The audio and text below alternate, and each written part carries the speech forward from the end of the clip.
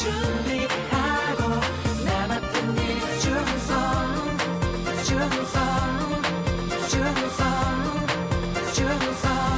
Your kingdom come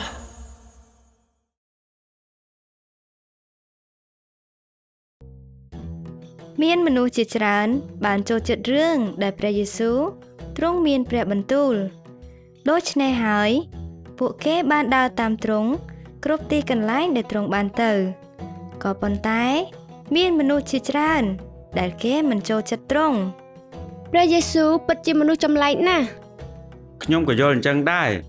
ទ្រង់បានចេញទៅខាងក្រៅហើយបរិភោគជាមួយមនុស្សមានបាបវាពិតជាមិនត្រឹមត្រូវទេ ហើយពេលនោះព្រះយេស៊ូវ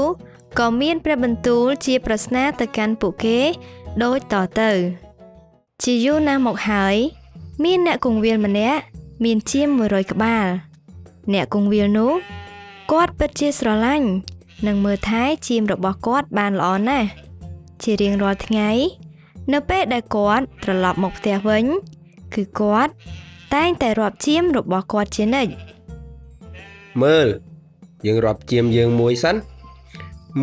3 20 30 40 97 98 99 យីមកចឹងយើងរាប់ម្ដងទៀតមើល 1 2 3 97 98 99 ប្រហែលជាយើងរាប់រំលងមួយហើយមើលទៅ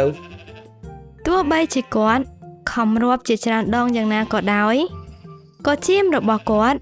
មានចំនួន99ដដែល តើជាមទី100នៅឯណាទៅណោះ អ្នកគង្វាលគាត់ពិតជាមានការព្រួយបារម្ភចំពោះជាមដែលគាត់បានបាត់នោះខ្លាំងណាស់គាត់បានចេញទៅគ្រប់ទីកន្លែងដើម្បីធ្វើការស្វែងរកជាមរបស់គាត់ដែលបានបាត់នោះយប់ក៏កាន់តែជ្រៅអ្នកគង្វាលមានអារម្មណ៍កាន់តែជ្រួលច្បល់ក្នុងការស្វែងរកជាមរបស់គាត់ក៏ប៉ុន្តែគាត់មិនបានបោះបង់ចោលជាមរបស់គាត់នោះឡើយហើយគាត់នៅតែបន្តស្វែងរកជាមរបស់គាត់ដែលបានបាត់នោះរំពេចនោះគាត់បានឮសំឡេងជាមរបស់គាត់បានស្រែកអ្នកគង្វាលក៏បានរត់សម្ដៅទៅកាន់សំឡេងនោះគាត់ក៏បានឃើញជាមរបស់គាត់ដែលបានបាត់នោះកំពុងតែជាប់នៅកែមច្រាំងថ្មចោតមួយជាមដ៏កំសត់ទៅទឹកខ្លួនជោកហើយញ័រខ្លួនដោយភាពភ័យខ្លាច ឯងនៅទីនេះសោះអូឯងប្រហែលជាភ័យខ្លាំងណាស់ហើយមើលទៅកុំខ្លាចអីយើងនៅទីនេះយើងនឹងជួយឯងហាហា អ្នកគង្វាលបានជួយសង្គ្រោះជាមរបស់គាត់ពិតជាមានភាពសប្បាយរីករាយណាស់ហើយគាត់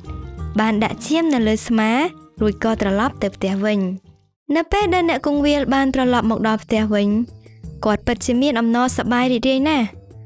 គាត់ក៏បានហៅប្រពន្ធនិងកូនរបស់គាត់មកប្រាប់ពីដំណឹងនេះ ខ្ញុំបានរកឃើញជាមដែលយើងបានបាត់នោះហើយ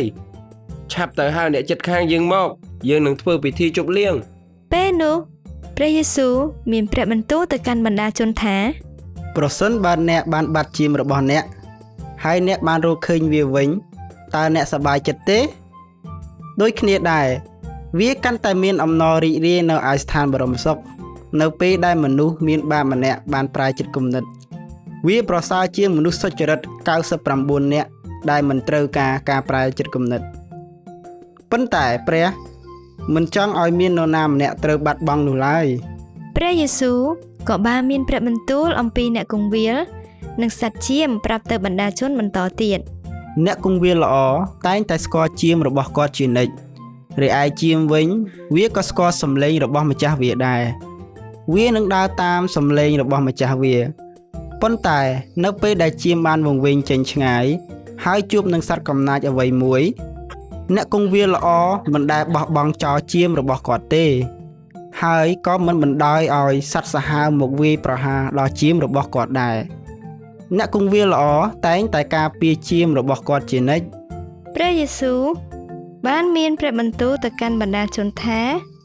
ទ្រង់នឹងលះបង់ព្រះជន្មរបស់ទ្រង់ដើម្បីការពារជាមរបស់ទ្រង់ឲ្យមានសុវត្ថិភាព